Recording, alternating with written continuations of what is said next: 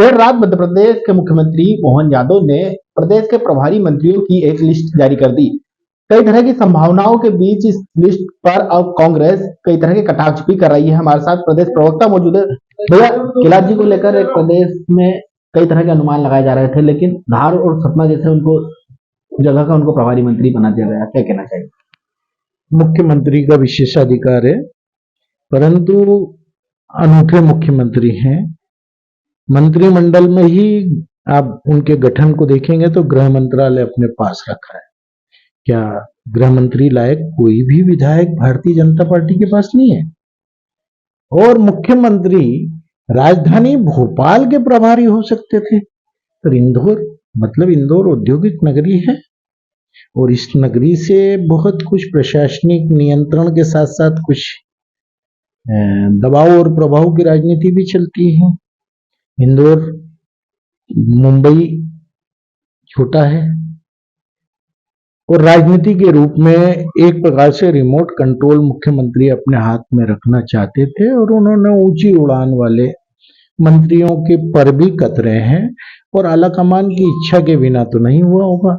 इसका मतलब है कि मुख्यमंत्री मोहन यादव जिस तरीके से आकस्मिक रूप से मुख्यमंत्री के पद पर आसीन कराए गए थे, उसी आलाकमान ने वरिष्ठ मंत्रियों के पर कतरते हुए जिले के प्रभार दिए हैं। और ये मैं मान सकता हूं कि डॉक्टर मोहन यादव खुद अपनी मर्जी से नहीं बल्कि आलाकमान की मर्जी से आए हैं। ये तो रिमोट मंत्रिमंडल है और मुख्यमंत्री भी रिमोट कंट्रोल से संचालित होते हैं, एक बार फिर साबित हो गया। भैया, एक बड़ा सवाल ये था कि कैलाश विजयवर्गीय को ऐसा मान के चल रहे थे कि इंदौर का प्रभारी मंत्री बनाया जा सकता है।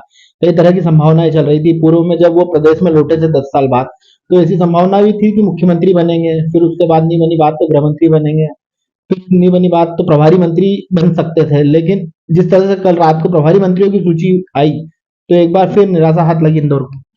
नहीं, इंदौर को निराशा हाथ तो मैं नहीं कह सकता, क्योंकि दो मंत्री यहाँ के कैलाश विजयवर्गीय, तुलसी सिलावट को अलग अलग प्रभार मिला है। परंतु मैं ये स्पष्ट कह सकता हूं कि भारतीय जनता पार्टी के अंदर सब कुछ अच्छा नहीं है और दिखावटी एकता प्रदर्शित हो रही है। कभी पास के ही जिले के झाबुआ के मंत्री इस्तीफा देने की धोष करते हैं, अपनी सांसद पत्नी से इस्तीफा दिलवाने की धोष देते हैं रावत के मंत्रिमंडल में शामिल होने पर। अब ये कैलाश जी को अगर इंदौर का प्रभार नहीं मिला है तो मैं भारतीय जनता पार्टी की अंदरूनी राजनीति मानता हूं।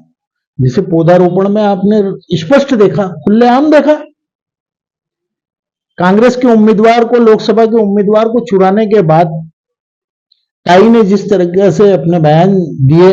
लेकिन पिछले कुछ दिनों के घटनाक्रम की बात करें, चाहे लोकसभा चुनाव की बात करें, फिर पौधारोपण की बात करें, मतलब तमाम ऐसे मामले हो गए जिसमें कैलाश विजयवर्गीय की भूमिका एकदम निकल कर सामने आई, एकदम उभर कर सामने आई। लेकिन प्रभारी मंत्री पूरा मान के चल रहा था, इंदौर भी मान के चल रहा था कि प्रभारी मंत्री के रूप में कैलाश विजयवर्गीय यहाँ पर स्थापित हो जाएंगे। लेकिन इन समय पर नहीं, कभी कभी क्या होता है कि अति उत्सुकता हमारे लिए नुकसानदायक होती है राजनीति में। ये और भारतीय जनता पार्टी शुरू से ही किसी को, जब से मोदी और योगी युग कहूं आया है, तो तकरारें बढ़ती जा रही है।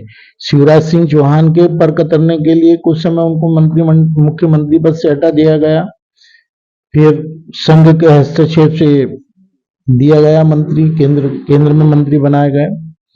कैलाश जी के और ताई के और अन्य राजनीतिक नेताओं के विवाद सर्वज्ञात हैं और इंदौर में ऊपरी आवरण केवल संघ के स्पष्ट हस्तक्षेप के कारण भारतीय जनता पार्टी एक नजर आती है, अन्यथा यहाँ सिर पुटबल की राजनीति बहुत ज्यादा है।